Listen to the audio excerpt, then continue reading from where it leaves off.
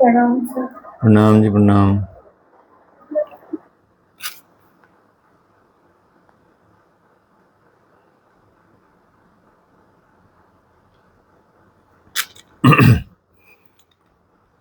सीधे बैठेंगे और मंत्र बोलेंगे। ओम सहनावतु बोलेंगे। इनहेल। ओम सहनावतु सहनो भुनक्तु सह वीर्यं करवावहै तेजस्विनां वधीतमस्तु मा विद्विषावहै। ओम शांति शांति शांति। Gently open your eyes.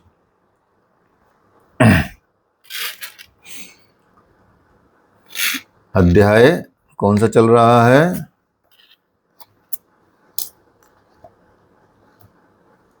18।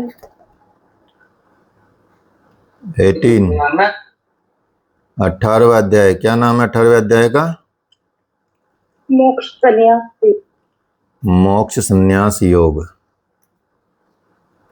ठीक है। और योग का मतलब क्या है? योग का मतलब क्या है? परमात्मा से मिलन। मिलन तो हुआ वही है, कब अलग होते हैं परमात्मा से? आत्मसमर्पण। आत्मसमर्पण और आत्मा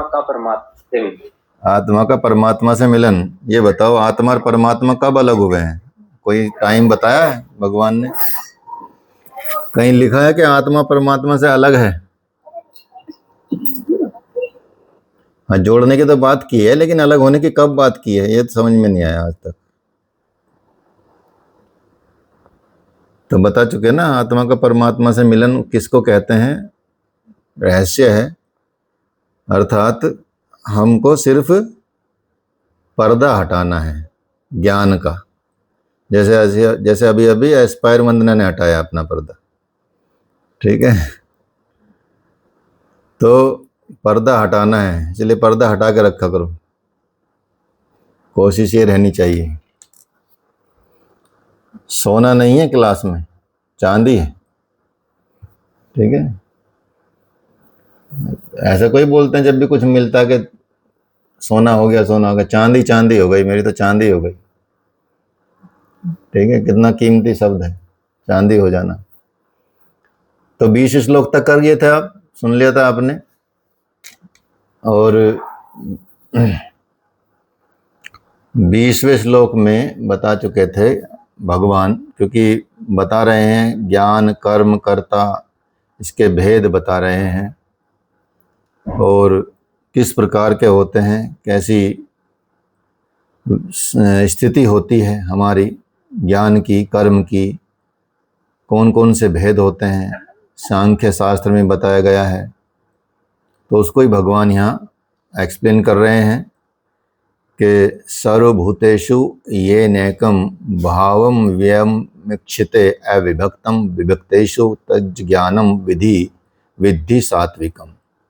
तो सात्विक ज्ञान की बात बताया भगवान ने, जो आपको बता चुके थे कि अर्जुन, जिस ज्ञान से मनुष्य अलग अलग जितने भी बहुत सारे भूत प्राणी हैं, उन सब में एक ही अविनाशी परमात्म तत्व को देखता है, अर्थात विभाग रहित, कोई विभाग नहीं करता, कोई डिवीजन नहीं करता। जैसे अभी तो इसलिए तो योग पूछा कि योग किसे कहते हैं। हम अलग अलग समझ रखा है हमने, परमात्मा को आत्मा को अलग समझ रखा है। ठीक है, यहाँ भगवान यही तो बात कर रहे हैं कि अलग नहीं है, एक ही समझना है। परमात्म भाव को एक ही समझना, विभाग रहित समझना है, एक रस देखना है, एक दृष्टि से देखना है। जो कोई ऐसा देखता है अपने ज्ञान से, ठीक है, उसके अंदर ज्ञान आएगा तभी ऐसा कर पाएगा, साधारण मनुष्य नहीं कर पाता। अर्थात योग में प्रतिष्ठित होकर ही आप ऐसा कर सकते हैं, साधारण रूप से नहीं कर सकते, मिलता ही नहीं इतनी ज्ञान, इतनी नॉलेज मिलती ही नहीं है। हमारा चाहे विकास कैसे भी हुआ हो, किस तरह से भी हुआ हो, लेकिन ये सिद्धांत कहीं बताए नहीं जाते, पढ़ाए नहीं जाते, तो गुरु के समीप जाके ही बात पता चलती है, गुरुओं के संरक्षण में ही जाके बात पता चलती है कि ये क्या होता है, कैसे होता है। इस तरह का ज्ञान से तो हटाया गया है हमको ज़्यादातर। तो इसलिए भगवान यहाँ बताते हैं कि जो व्यक्ति अपने ज्ञान से हर मनुष्य को, जो जो जितने प्रकार के सब भूत प्राणियों को एक ही मानता है, अर्थात उस अविनाशी परमात्मा का तत्व ही मानता है, कोई विभाग नहीं करता, एक रस देखता है, उस ज्ञान को कैसा ज्ञान कहा जाना चाहिए? वो ज्ञान होगा सात्विक ज्ञान। और ज्ञान क्या है? अपने आप में एक प्रत्यक्ष अनुभूति है। जो प्रत्यक्ष अनुभूति होती है इस तरह की, वो सात्विक ज्ञान है, और जिसके साथ ही बाकी गुणों का अंत हो जाता है। तो ये ज्ञान की एक परिपक्व अवस्था हो जाती है। जब गुणों का अंत हो जाए तो ये ज्ञान की एक परिपक्व अवस्था होती है, अर्थात वो गुणातीत व्यक्ति हो जाता है। जैसे परमात्मा गुणातीत हैं, गुणों से पार हैं, जैसे भगवान शिव महाकाल हैं, काल के भी काल हैं, अर्थात काल से भी परे हैं, ऐसी भगवान गुणों से भी परे हैं। तो ऐसी मनुष्य में वो तत्व आ जाता है, वो ईश्वरीय तत्व को पहचान जाता है, और वो परिपक्व अवस्था उसकी मानी जाती है। तो ऐसा ज्ञान क्या कहा गया है? सात्विक ज्ञान कहा गया है। अब राजस ज्ञान के बारे में भगवान बताते हैं, पृथक त्वेन तु यज ज्ञानम नाना भावान पृथक विधान वेत्ति सर्वेषु भूतेषु तज ज्ञानम विद्धि राजसम। जो ज्ञान संपूर्ण भूतों में, अब वहां तो एक करके देखा, लेकिन जो व्यक्ति जो ज्ञान संपूर्ण भूत प्राणियों में अलग अलग करके देखता, अलग अलग भावों से देखता है, और अलग अलग भावों कर उनको ही ऐसे ही जानता है, और सोचता है कि ये अच्छा है, ये बुरा है, ये है, ये ऐसा है, ये वैसा है। तो जब ऐसा करता है कोई व्यक्ति, तो वो राजस ज्ञान माना जाना चाहिए। तो ऐसी स्थिति है अगर किसी की, तो वो राजसी स्तर पर काम कर रहा है, अर्थात तुम्हारा ज्ञान कैसा है? राजसी ज्ञान है। उसको हम राजसी ज्ञान कहते हैं। समझ गए नहीं? अब हम यही तो करते हैं, संसार में यही चलता है। तो संसार तो ज्यादातर संसार दो ही चीजों में स्थित रहता है, एक तामस में और एक राजस में। इन पे ही हमारा सारा कुछ निकल के इसके पार चले जाते हैं, वो सात्विक हो जाते हैं, और कुछ सत्व से भी निकल के चले जाते हैं, वो गुणों से भी पार हो जाते हैं। तो संख्या कम है। जैसे 20 किलो दूध हुआ, 20 किलो दूध में से कुछ दही बन जाएगी, जितना 20 किलो दूध का तो दही बना लिया जाएगा उबाल के, उसमें तो कुछ तो कमी होगी, पानी मिला देंगे तो अलग बात है। अब उस कमी में आप मक्खन निकालेंगे तो घी में से कितना मक्खन निकला? दही में से, दूध में से, चलो 20 किलो दूध में से हो सकता है चलो 18 किलो दही बन जाए, 2 किलो पानी वैसे उड़ जाए पकाने में। 18 किलो दही में आप लगेगा कि आप 18 किलो दही बनी है, 18 किलो दही में बनेगा कितना घी, कितना मक्खन? 3-4 किलो बन जाएगा। चलो 4 किलो बन जाए, 5 किलो बन जाए, जो भी जैसा भी है, ठीक है। उसके बाद उसमें से घी निकालेंगे। अब घी कितना बनेगा ये आप सोच सकते हैं, अर्थात 20 किलो दूध में से आपको 2 किलो या 3 किलो ही घी मिल पाएगा। तो ऐसी हमारी स्थिति है, इतने सारे लोग हैं, प्राणी हैं, पदार्थ हैं, ठीक है। तो कुछ सात्विक होते हैं, कुछ राजसिक होते हैं, बहुत ज़्यादा तामसिक होते हैं। आजकल की स्थिति देखें तो तामसिक की संख्या ज़्यादा है, ठीक है। राजसिक की भी और कम होती जा रही है, धीरे धीरे सात्विक के तो खत्म ही होते जा रहे हैं। तो गुणों को बचाना और गुणों के साथ जीना और गुणों से ऊपर चले जाना, तीनों अलग अलग स्थिति हो जाती है। तो यहाँ भगवान यही बताते हैं कि जब हम देखते हैं कि वो उसका है, वो ये मेरा है, वो पराया है, वो अपना है, ये बुरा आदमी है, ये अच्छा आदमी है, ये प्राणी अच्छा है, ये बुरा है, ये सब ऐसे करते हैं, तो ऐसा ज्ञान हमारा राजसी ज्ञान कहा जाता है। भगवान ये बता रहे हैं। तो यदि इस तरह के विचार हैं किसी के, तो समझो वो राजसी स्तर पर जी रहा है। तो फिर बताते हैं तामस ज्ञान के बारे में भगवान कि यत्तु कृत्सन वेद कृष्ण वदे कस्मिन कार्ये सक्तम हेतुकम तत्वार्थ दल्पम च तत्ता तामसम मुदाहतम। बताते हैं कि जो ज्ञान केवल शरीर, एकमात्र शरीर में ही संपूर्णता के जैसा रहता है, अपने में स्थित रहता है। अपने स्थित का मतलब वो वाला स्थिति नहीं जो ज्ञान वाली स्थिति, अर्थात अपने अपने को ही चाहता है, ठीक है, अपना ही भला करना चाहता है, अपने को ही देखता रहता है 24 घंटे शीशे में खड़ा होकर, ठीक है।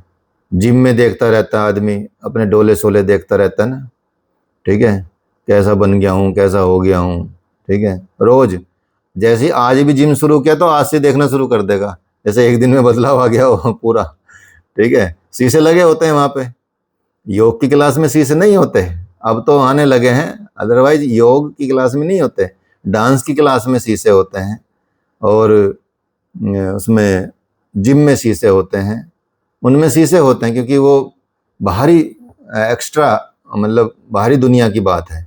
योग तो आंतरिक दुनिया की बात है, उसमें तो आपको अंदर से महसूस करना है कि आपका आसन सही लग रहा है नहीं लग रहा है, आप कैसे इमेजिन कर रहे हैं अपने आसन को और उस तरह से फॉलो परफॉर्म कर पा रहे नहीं कर पा रहे, वो अपने आप को खुद ही ठीक करना है, वहाँ शीशा ठीक करता है आपको, ठीक है। तो इस तरह से क्या है, एकमात्र जो ज्ञान एकमात्र शरीर में संपूर्णता से सदृश्य आ सकता है, कंप्लीट आ सकता है, अर्थात जिसके पीछे कोई ऐसी क्रिया भी नहीं है और झूठ तूफान वाली बात भी है, अर्थात मिथ्या उसमें जीता है और परमात्मा के लिए कुछ बात ही नहीं होती, वहाँ पे काम ही नहीं होता, परमात्मा को प्राप्त करने का दृष्टिकोण ही नहीं होता। उस चीज़ से वो विचलित होते हैं कि भाई ये काहे ज्ञान दे रहा भाई, यहाँ आके खाने देना अंडे चिकन, बॉयल चिकन खाने दे, काहे ज्ञान देना है, ठीक है, कि शरीर पहले है वो ठीक है। तो ऐसी जो व्यवस्था होती है, ऐसा जो ज्ञान होता है, वो ऐसी जानकारी कराने वाला ज्ञान तुच्छ होता है, उस ज्ञान को क्या कहा जाता है, तामस कहा जाता है। तो 3 प्रकार के ज्ञान आपने यहाँ सुने हैं, 3 प्रकार के ज्ञान आप प्राप्त कर चुके हैं, एक अपने ही अपने में और परमात्मा को, और जो अच्छे मतलब गुण ना हो, जिसके अंदर बुराई हो ज़्यादा, ऐसा ज्ञान, ऐसी चीज़ें, ऐसा चीज़ करने वाले लोग वो हैं अज्ञानी, अर्थात तुच्छ हैं, जिनको तामस ज्ञान कहा जाता है। तो यहाँ भगवान ने 3 तरह के ज्ञान की बात बताई है।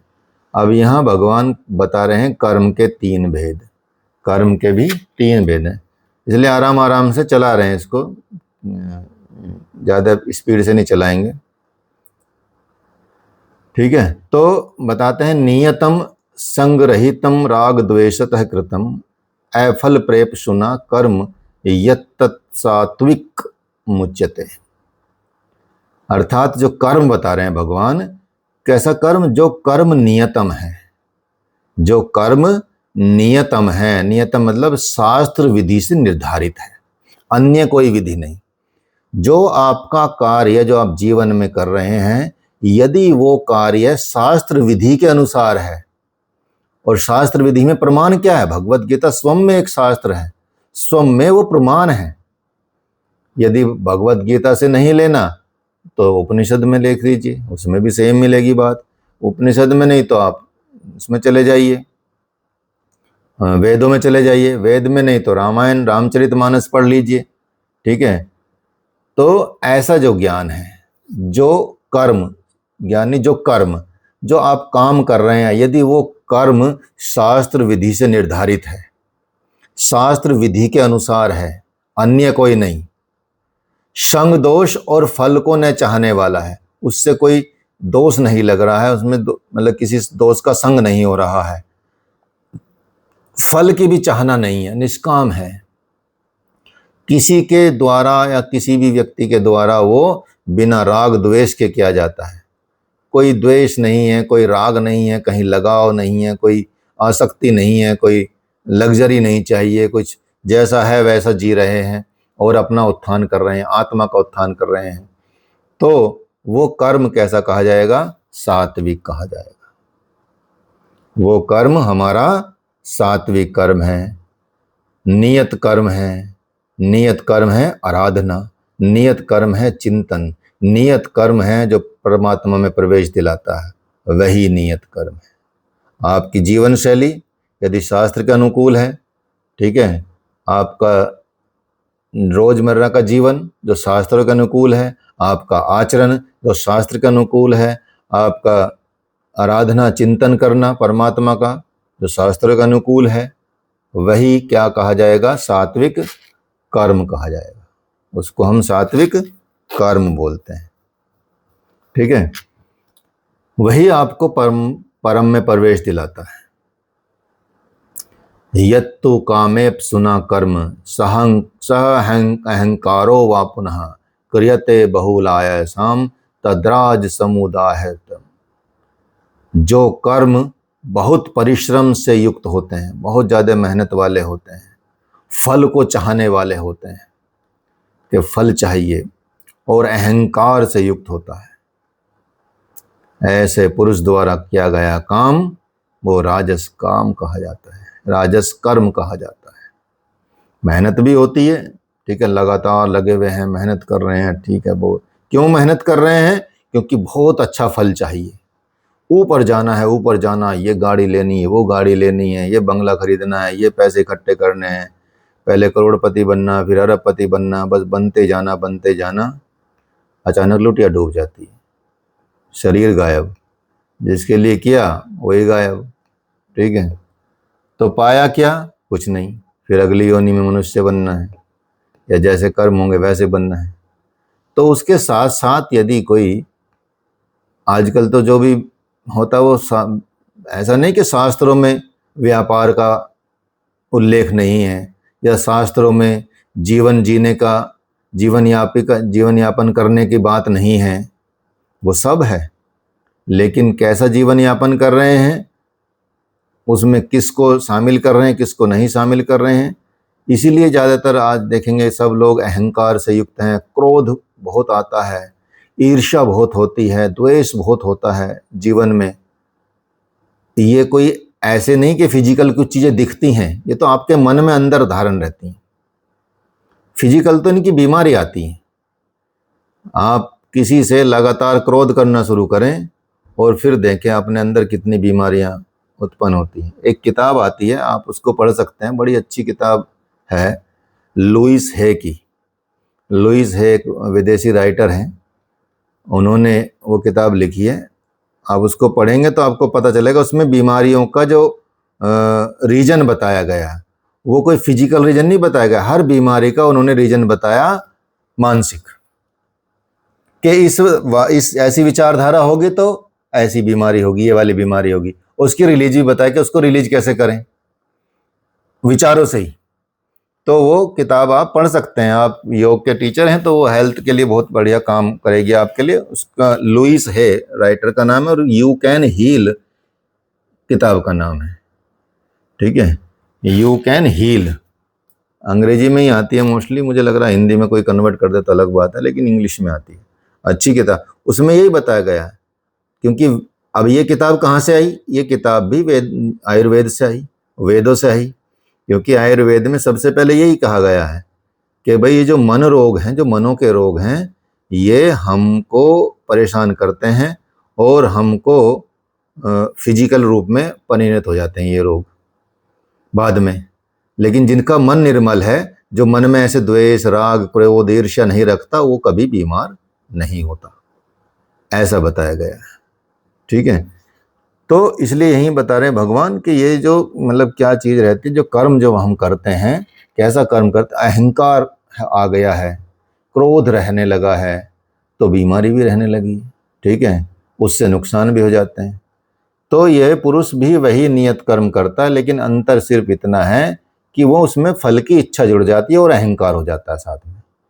काम वही कर रहा है, कोई दिक्कत नहीं। मेहनत तो मतलब साधना करने में बहुत लगती है, तप करने में बहुत मेहनत लगती है, परिश्रम तो करना ही होता है। लेकिन यहाँ परिश्रम का फल चाहते हैं, राजसी में, उसमें परिश्रम का फल त्याग देते हैं, तो फिर क्या मिलता है? अनंत फल मिलता है। जब आप इस फल को त्यागोगे तो अमर फल भगवान लेके बैठे हुए हैं, ठीक है। कि भाई कहाँ भटक रहा है, तेरे लिए तो इतना बढ़िया फल रखा हुआ है, तू नीचे ढूंढ रहा, अमरूद खा रहा, सेब खा रहा, एप्पल खा रहा, तेरे लिए मैंने अमर फल तैयार कर रखा, तू आया नहीं मेरे पास, अब ले, इसको किसी और को देना पड़ेगा।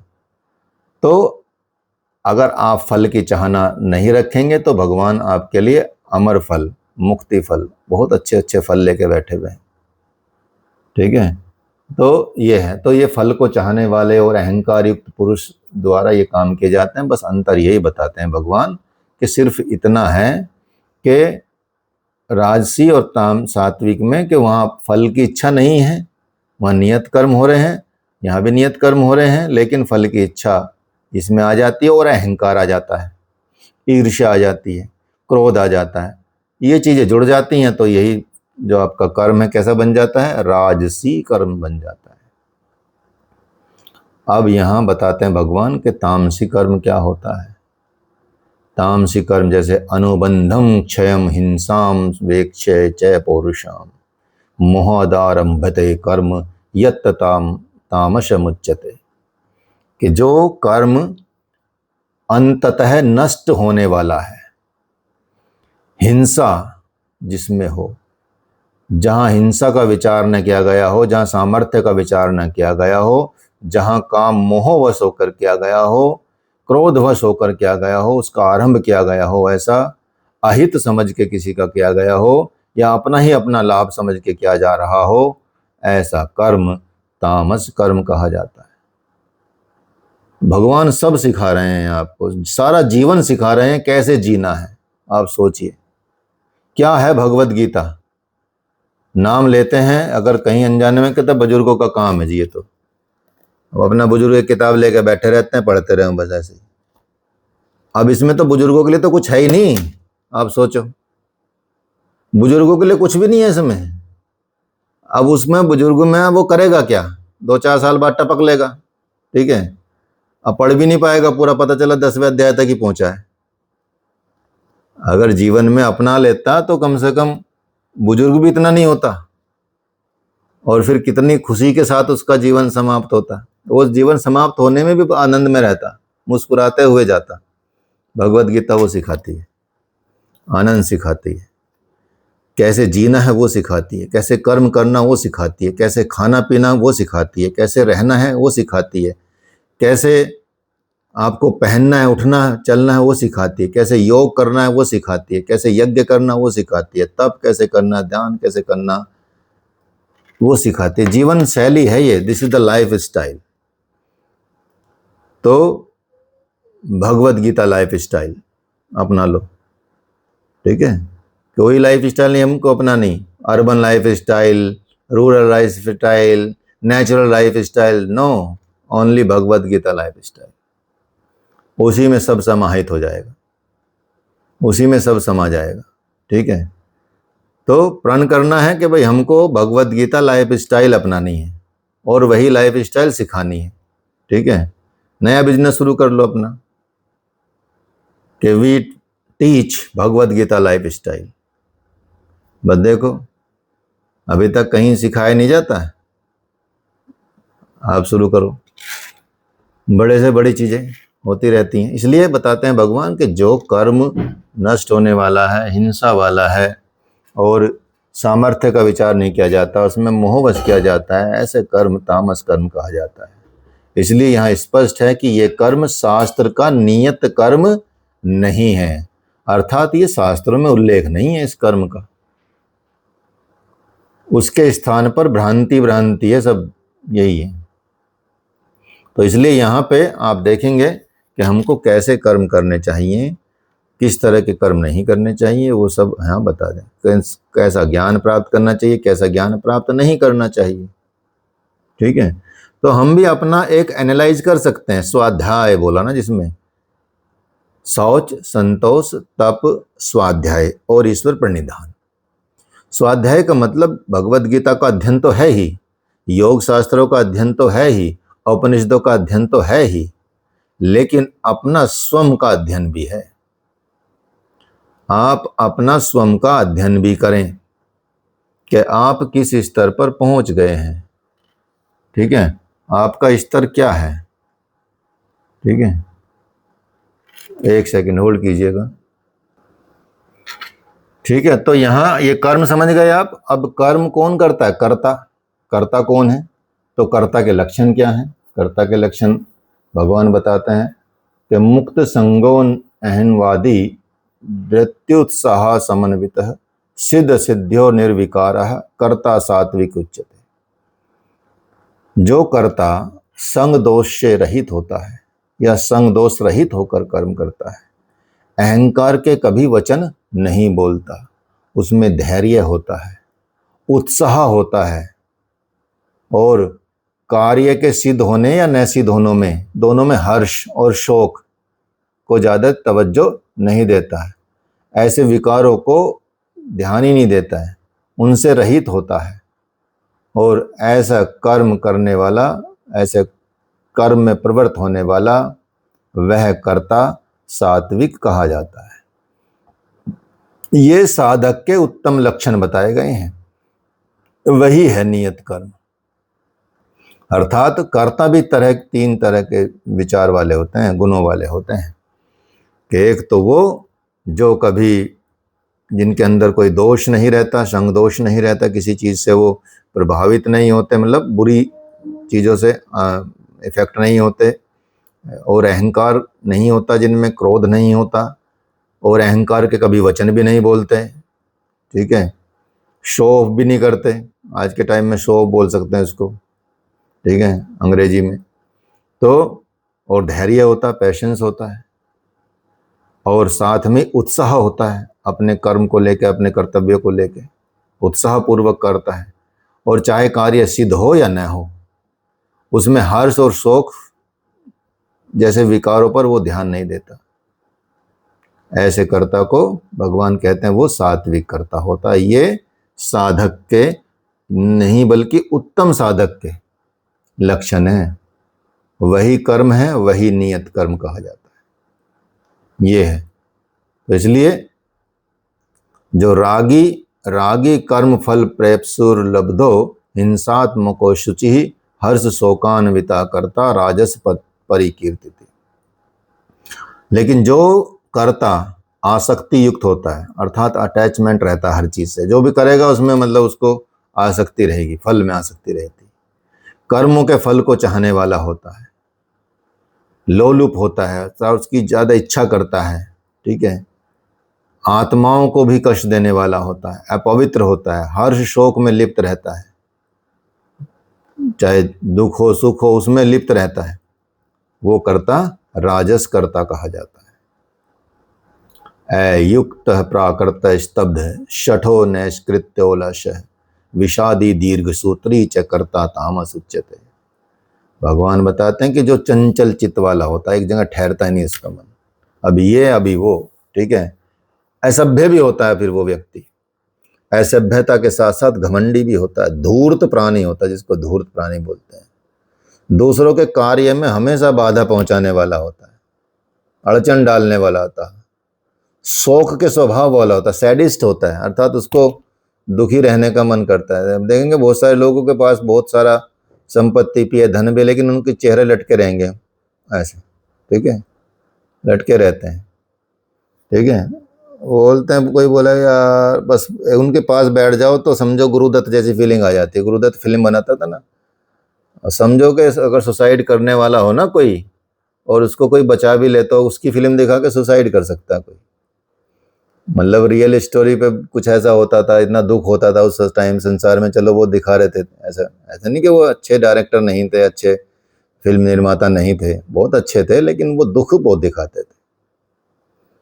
जैसे हमारे प्रेमचंद जी बहुत दुख दिखाते थे अपने नाटकों में, उनसे बड़े दुख वाली कहानियां होती ही नहीं थी सोचो, लेकिन उनका जो वर्णन होता था, कैसे वो चित्रण करते थे, वो आपको उसमें उतार देते थे, ठीक है, आप लगता था कि ये तो हम ही जी रहे हैं, ये तो ऐसा है, पूरा पढ़ने से ही आपको लगता था वो उसमें कला में होता, लेकिन दुख बहुत था।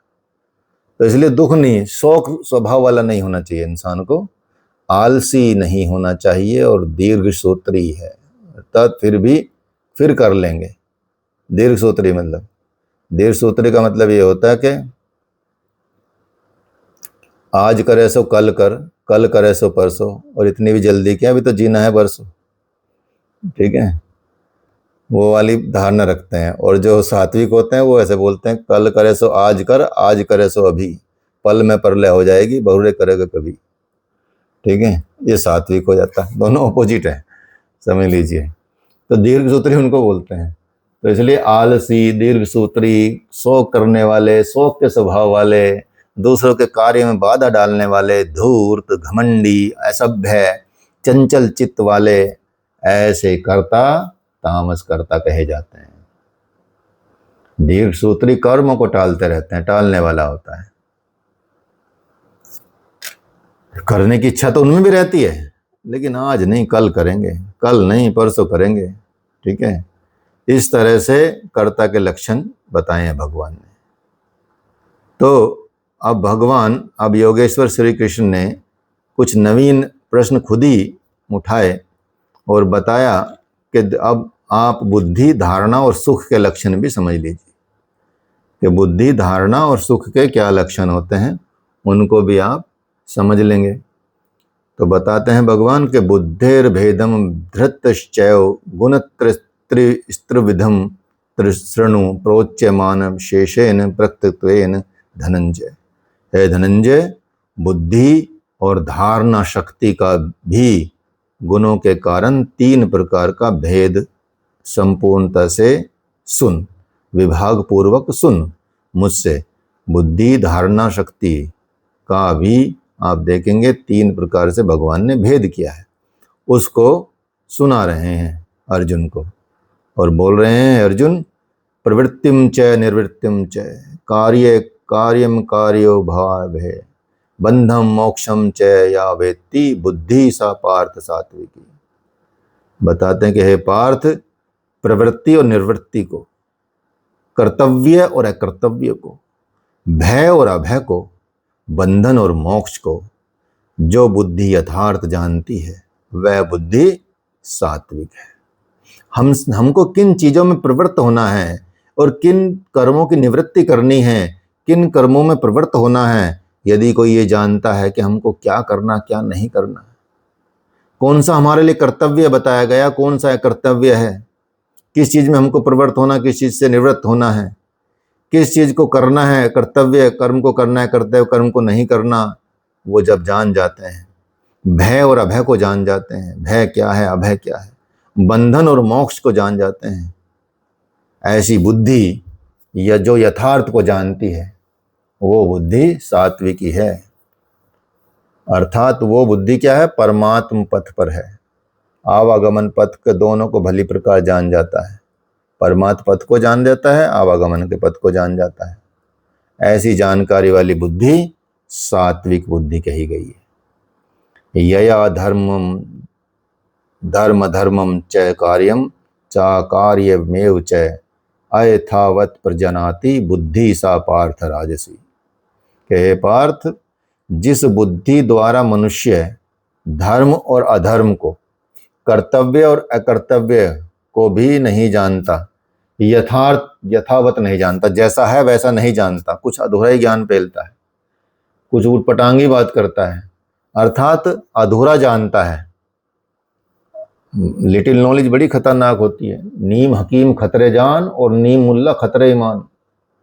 ठीक है, अगर किसी वैद्य जी के पास चले जाओ, उसके नीम हकीम है अर्थात कम जानकारी वाला है तो खतरे में जान है, और यदि नीम हकीम खतरे जान, नीम मुल्ला, मुल्ला मतलब कोई भी धर्म का जो वो होता है, यदि कम नॉलेज है उसको शास्त्रों की, तो वो आपका ईमान को खतरे में डाल सकता है। तो इसलिए बताते हैं भगवान ऐसे व्यक्ति को बताते हैं कि वो राजसी बुद्धि वाला अधूरा जानता है, यथावत नहीं जानता, सही नहीं जानता, क्या कर्म है, क्या धर्म है, क्या अधर्म है, क्या कर्तव्य है, क्या कर्तव्य है, कुछ नहीं जानता। ऐसी बुद्धि वाला राजसी बुद्धि वाला व्यक्ति कहा जाता है। अब भगवान बताते हैं तामसी बुद्धि के लक्षण। अधर्मम धर्ममिति मा मन्यते तमसा व्रता सर्वाथान विपरीता क्षण बुद्धि सा पार्थ तामसी। हे पार्थ, तमोगुण से ढकी हुई जो बुद्धि अधर्म को धर्म मानती है और संपूर्ण हितों के विपरीत ही देखती है, वो बुद्धि तामसी है। अर्थात जो उल्टा चलता है, समझ लो, जो शास्त्रों के विपरीत चलेगा, जो धर्म के विपरीत चलेगा, वो बुद्धि जो होगी वो तामसी बुद्धि होगी। उसको आप धकेल ही नहीं सकते, खींच ही नहीं सकते, ठीक है। ऐसी बुद्धि तामसी बुद्धि का है, सारे हितों को विपरीत ही देखता है, ऐसी बुद्धि, वो बुद्धि तामसी बुद्धि है। तो यहाँ भगवान ने जो बुद्धि के 3 भेद बताए हैं, जो बुद्धि किस कार्य में निवृत्त होना है, किस में निवृत्त नहीं होना है, किस में प्रवृत्त होना है, कौन कर्तव्य है, कौन अकर्तव्य है, ठीक है, इस तरह से अच्छी प्रकार जान लेता है, वो सात्विक बुद्धि बता दी है भगवान ने। और जो कर्तव्य को अच्छा नहीं जानता, धूमिल ढंग से जानता है, आधा अधूरा जानता है, पूरा ढंग से नहीं जानता, यथार्थ नहीं जानता, ऐसी बुद्धि राजसी बुद्धि कही गई है। और जो धर्म को भी अधर्म बोलने लगे, अधर्म को भी धर्म बोलने लगे, नश्वर को शाश्वत बोलने लगे, हित को अहित बोलने लगे, इस तरह की, जैसे बोलते हैं ना कि बियर पीने से पथरी निकल जाती है, तो वो अहित को हित बोलना, धर्म को अधर्म को धर्म बोल रहा है, इसका मतलब ये है। हित को अहित बोलने लगे, इस तरह से विपरीत जानकारी देने वाला, ठीक है। कोई बोल रहा नारियल पानी पीने से तेली तेल पी रहे ब्लॉकेज हो जाएगी, ऐसे आते हैं ना आजकल यूट्यूब पे जो दिख रहे हैं आपको आजकल, वो आधे अधूरे ज्ञान वाले, या तो वो तामसी मिलेंगे, ठीक है, या वो राजसी मिलेंगे, 2 ही मिलेंगे ज़्यादातर, सात्विक कम मिलेंगे। अमृत कम होता है, विष ज़्यादा होता है, ठीक है। इस तरह से आप समझ लें, अब बुद्धि का भेद समाप्त कर दिया भगवान ने कि बुद्धि कैसी, आप समझ गए होंगे। अब इंटेलेक्चुअलिटी, ठीक है, धृति, धारणा के 3 भेद बताए गए हैं। धृत्या यया धार्येत मन प्राणेन्द्रिय क्रिया योगे न व्याभिचारण्य धृति सा पार्थ सात्विकी। योगेन, यौगिक प्रक्रिया के द्वारा, अर्थात योग के द्वारा, यौगिक क्रियाओं के द्वारा, जो अव्याभिचारणी, अर्थात योग चिंतन के अलावा दूसरे कोई उसके मन में ऐसा व्याभिचार ना आता हो, अव्याभिचार हो, कोई व्याभिचार ना आता हो, कोई विचार ही ना आता हो, कोई इस तरह की दूसरी परिकल्पना ही ना आती हो उसके मस्तिष्क में, और पूर्ण श्रद्धा हो योग में उसकी, या परमात्मा में पूर्ण श्रद्धा हो। चित्त का बहक जाना व्यभिचार कहा जाता है, मन का भटक जाना व्यभिचार कहा जाता है। किसी ने आपको बोला करे भगवान शिव तो ऐसे थे वैसे थे, तुम क्यों ऐसे भगवान की बात करें, आप भगवान के भक्त हैं शिव के, और किसी ने बोल दिया कि भगवान जी तो ऐसे थे, उनका हाँ यार लॉजिक तो तुम ठीक दे रहे हो, ठीक है, तो फिर किस भगवान को माने, कि हाँ मानो वही एक भगवान हमारे हैं उनको मानो, तो फिर वो उधर ले जाते हैं, ठीक है। आप भटक गए क्योंकि बहक रहे हैं, आपको अपने पूर्ण समर्पण ही नहीं है अपने इष्ट के प्रति। आप तो पत्थर को भी भगवान बना सकते हैं, ठीक है, आपकी श्रद्धा से है ना। भगवान तो भक्ति से होते हैं, भगवान ऐसे नहीं होते, भक्ति से भगवान होते हैं, ठीक है। जैसे बच्चा माँ को जन्म देता है, बच्चा माँ को जन्म देता है, जो संतान होती है उसी के बाद माँ कही जाती है, कोई भी स्त्री, उससे पहले माँ नहीं कही जाती, ठीक है। तो उस शब्द की उत्पत्ति भी कैसे हुई, संतान की वजह से हुई। ऐसी भगवान की उत्पत्ति कैसे हुई, आपकी भक्ति से उत्पन्न हुई, श्रद्धा से उत्पन्न हुई, समझ गए। तो बिना भक्ति के, बिना भक्ति के, बिना श्रद्धा के कहाँ भगवान। भगवान तो आप श्रद्धा से बनाते हैं, अपनी भक्ति से बनाते हैं, इसलिए अपने इष्ट पे कंप्लीट विश्वास रखें। इसलिए भगवान बोलते हैं ऐ अभिचारणी भक्ति करो भाई। तुम्हें कोई भटका ले जाए, तुम्हारा चित्त भटका ले जाए, बहका ले जाए, व्याभिचार हो जाए आप, इसके विपरीत आपको क्या होना, व्याभिचारणी धारणा से मनुष्य मन प्राण और इंद्रियों की क्रियाओं को धारण करता है। वह धारणा कैसी है, सात्विक धारणा है, अर्थात मन प्राण और इंद्रियों को ईष्ट की दिशा में मोड़ना ही सात्विक धारणा है। तो इसलिए भगवान ने यहाँ सात्विक धारणा की बात की है। यया तो धर्म कामान्यार्थ ध्यत्ता धार्येत अर्जुन प्रसंगेन फलांकांक्षी धृति सा पार्थ राजसी। हे पार्थ, फल की इच्छा वाला मनुष्य बहुत आसक्ति से जिस धारणा के द्वारा केवल धर्म अर्थ और काम को धारण करता है, मोक्ष को नहीं, धर्म अर्थ काम मोक्ष, मोक्ष को नहीं, सिर्फ तीन पे फोकस रहता, बल्कि आगे तो आप देखेंगे ये भी तीन भी हट जाएंगे, दो रह जाएंगे, ठीक है, बल्कि एक काम ही रह जाता है बाद में, तो ऐसा रहता है। तो चार पुरुषार्थ बताए गए हैं, धर्म अर्थ काम मोक्ष, अर्थात कोई भी आप धार्मिक आर्थिक क्रिया करेंगे या कमाएंगे धमाएंगे तो वो धर्म अर्थ धर्म से शुरू होना चाहिए, इसलिए धर्म पहले आया है। धर्म से अर्थ कमाएंगे, अर्थ से कामनाओं की पूर्ति करेंगे और फिर जब आप करें तो फिर मोक्ष की तरफ चलेंगे। लेकिन यहाँ बता रहे हैं भगवान के फल की इच्छा चाहने वाले मनुष्य जिनकी आसक्ति फलों में रहती है, केवल धर्म अर्थ काम को ही धारण करते हैं, मोक्ष को नहीं धारण करते, ऐसी धारणा राजसी कही जाती है। इस धारणा में भी लक्ष्य वही है, केवल कामना करता है और जो कुछ करता है उसके बदले में कुछ चाहता है, ऐसी धारणा राजसी धारणा है, लक्ष्य प्राप्त करने की धारणा है और फल पाने की धारणा है। अब यहाँ तामसी धारणा के बारे में भगवान बताते हैं कि यया स्वप्नम भयम शोकम विषादम मदमेव च न विमुच्यति दुर्मेधा धृति सा पार्थ तामसी। बोलते हैं कि हे पार्थ, दुष्ट बुद्धि वाला मनुष्य जिस धारणा के द्वारा निद्रा, भय, चिंता, दुख, अभिमान को भी नहीं, मतलब उनके साथ ही रहता है, इनको छोड़ता नहीं है, उनको धारण करके रखता है, निद्रा को धारण करके रखता है, भय को, चिंता को, दुख को, अभिमान को, अहंकार को, क्रोध को, द्वेष को, राग को, ऐसे को धारण करके रखता है, ऐसी धारणा वाला व्यक्ति तामसी धारणा वाला है। तो उस तरह की धारणा तामसी धारणा है। तो आप समझ गए बुद्धि के बारे में, वृत्ति के बारे में, धारणा के बारे में, ये समझ गए आप कैसी कैसी भगवान आप चीजें बता रहे हैं। सुखम त्विदानीम त्रिविधिम शृणु में भर्तृषु अभ्यासाद्रे साधर्मते यत्र दुखांतम च निगच्छति। अब सुख का स्वरूप भगवान यहाँ बता रहे हैं, हे अर्जुन, अब सुख भी तीन प्रकार का तू मुझसे सुन, तीन तरह का सुख होता है, अब वो भी सुख मुझसे सुन। उसमें जिस सुख में साधक अभ्यास में रमन करता है, अर्थात चित्त को समेटकर इष्ट में रमन करता है, और जो दुखों का अंत करने वाला होता है, और जो साधन के द्वारा आरंभ काल में ही शुरू में तो विष जैसा लगता है, कठोर लगता है, बड़ा कठिन लगता है।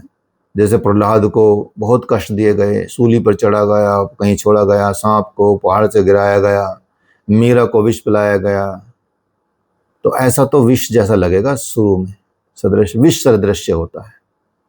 कबीर कहते हैं, सुखिया सब संसार है खाए अरु सोवे, दुखिया दास कबीर है जागे अरु रोवे। इसलिए आरंभ में विष जैसा लगने वाला, लेकिन परिणाम में अमृत तुल्य होता है, अमृत तत्व को दिलाने वाला होता है। इसलिए आत्म बुद्धि प्रसाद जन्म, भगवान बताते हैं आत्म बुद्धि प्रसाद जन्म, सदगुरु के कृपा प्रसाद से हृदय में जागृत आत्मा के निर्देशनों को समझकर साधना में दृढ़ता के साथ प्रवृत्त होने वाला, रहने वाला सुख सात्विक सुख कहा जाता है। नीरस लगेगा, जिंदगी बोरिंग जैसी लगेगी, शुरू में ऐसा लगेगा कि ये क्या है, अच्छा खाना नहीं मिल रहा है, चटर पटर नहीं मिल पाती है खाने में, वही मूंग की दाल खाओ, घिया तोरी लौकी खाओ, थोड़ा दूध पी लो, थोड़ा मक्खन दूध, ये कुछ थोड़ा बहुत खा लो और साधना करने लग जाओ। कपास की तरह सूखे होते हैं संत का जीवन, लेकिन वो उज्जवल होता है, हृदय उसकी चमक की तरह उज्जवल होता है, और लोगों के संसार के तन को ढकता है, अच्छा अर्थात उनको प्रसन्नता देता है, उनका जीवन सुखपूर्वक बनाता है। कपास ऐसे ही संत का जीवन होता है, ऐसे ही साधक का जीवन भी होता है। ऐसे जीवन की बात भगवान बता रहे हैं कि ऐसा सुख कैसा है, सात्विक सुख है। तभी व्यक्ति दृढ़ता से यदि रहे तो वो शुरू में तो लगेगा बहुत, ऐसा उच्चाटन होता है, कई बार मन में उच्चाटन होता है, योग करते करते उच्चाटन होता है। टाइम देखना पड़ता है कि यार अभी टाइम हुआ नहीं, मुझे तो आधे घंटे प्राणायाम के बोला था, लेकिन पता नहीं आधा घंटा कितनी देर में होगा। भाई आधा घंटा तो आधे घंटे में ही होगा, बार बार टाइम देखने से कोई हो जाएगा, 15 मिनट में आधा घंटा हो जाएगा आपका, ठीक है। 1 घंटा योग की क्लास थी तो 1 घंटा भी उच्चाटन हो रहा है, तो ये उच्चाटन होता है। लेकिन परिणाम इसका यदि कर लिया, दृढ़ता के साथ प्रवृत्त रहेगा उसमें, तो परिणाम आपका सात्विक सुख देने वाला होगा, अर्थात उत्तम परिणाम होगा, अमृत तुल्य परिणाम होगा योग साधना में। आप सोचिए, ठीक है। तो यही भगवान बता रहे हैं कि विषय इंद्रिय संयोगाद्यत दग्रे मृत अमृतपम परिणामे विषमिम तत्सुखम राजसम स्मृतम। जो सुख विषय और इंद्रियों के संयोग से होता है, जो भी सुख आप ले रहे हैं विषयों के संयोग से ले रहे हैं और इंद्रियों के संयोग से ले रहे हैं, वो उस टाइम पे जब आप उसको भोग रहे हैं तो लगता है अमृत तुल्य, बड़ा आनंद आता है, लेकिन परिणाम में विष के सदृश होता है, परिणाम उसका विष होता है। बड़े मजे कर करके पिज्जा बर्गर खा लिया, ठीक है, नशा पत्ती कर ली, मांस मदिरा खा लिया, उस टाइम पे तो बड़ा आनंद आएगा। कुछ दिनों बाद डॉक्टर बताएंगे भैया ब्लॉकेज हो गई है 80%, या कैंसर है 4थे स्टेज पे, अब नहीं कर सकते कुछ, तो विष के सदृश होगा परिणाम, क्योंकि जन्म मृत्यु का कारण वही बन जाता है, अर्थात बार बार आवागमन का कारण बन जाता है। उस सुख को कैसा सुख कहते हैं? राजस सुख कहते हैं। यदुग्रे चानुबंधे च सुखम मोहनात्मनः निद्रा आलस्य प्रमादोत्थतमा तत्तामस समुदाहृत। जो सुख भोग काल और परिणाम में भी आत्मा को मोह में डालने वाला होता है, जो सुख ऐसा होता है भोग काल में भी और परिणाम में भी, दोनों में, मतलब जब भोग रहे हैं तब भी और परिणाम भी, दोनों, ठीक है, आत्मा को मोह में डालेगा। निद्रा या निशा सर्वभूता नाम, जगत की जो निशा में अचेत रखने वाला है, आलस्य और व्यर्थ की जो चेष्टाओं से उत्पन्न होता है, वह सुख तामस सुख कहा जाता है, उसको तामस सुख कहते हैं। तो भगवान ने यहाँ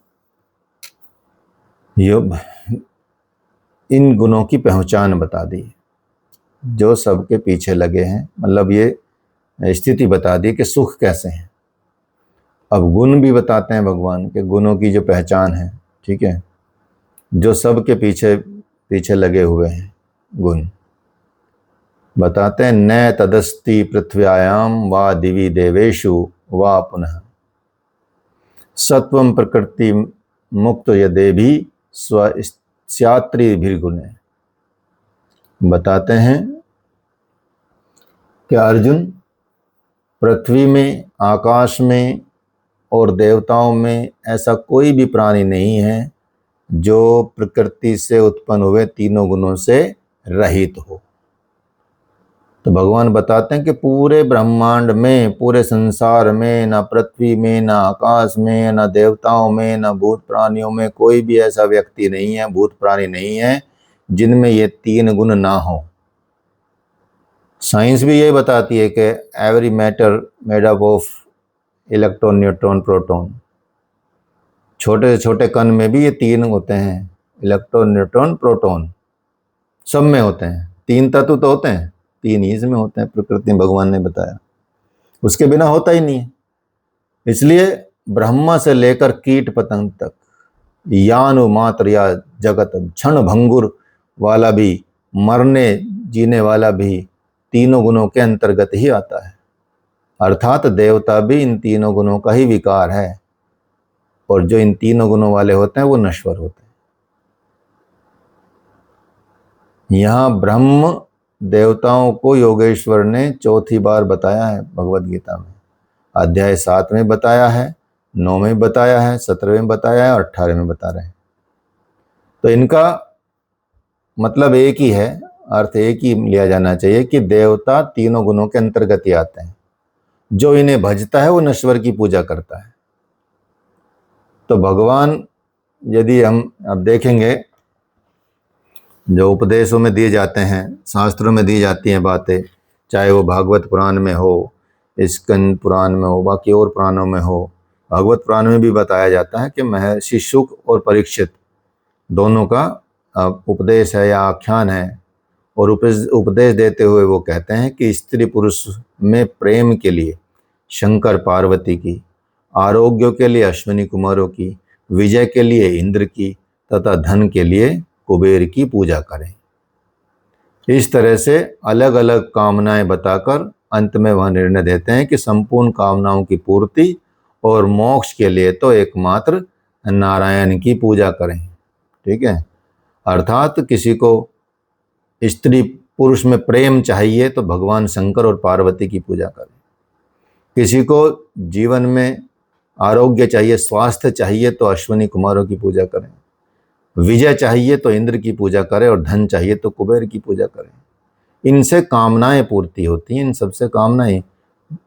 अब इन कामनाओं का अंतिम में निर्णय देते हैं कि ये कामनाएं पूर्ति होने के लिए, संपूर्ण पूर्ति के लिए, कामनाओं की पूर्ति के लिए और मोक्ष के लिए, अर्थात इन सब की कामना भी पूरी होए और मोक्ष भी मिले तो एकमात्र नारायण की पूजा करनी चाहिए, अर्थात परमेश्वर की पूजा करनी चाहिए। तुलसी मूल ही सींचिए, फूल ही फल अघाई। मूल की बात तो, मूल को सींचने की तो बात भगवान ने 15वें अध्याय में भी की है। ठीक है, उस संसार वृक्ष की मूल की बात की गई है। यहाँ कबीरदास जी भी सेम बात करें, सॉरी तुलसीदास जी, तुलसी मूल ही सींचिए, फूल ही फल ही अघाई। मूल को सींचना है आपको, इसलिए सिर्फ सर्वव्यापक प्रभु का स्मरण करें, सब कुछ संसार, सब कुछ फल फूल जाएगा। जिसकी पूर्ति के लिए सदगुरु की शरण में जाना, निष्कपट भाव से प्रश्न पूछना और सेवा एकमात्र उपाय है।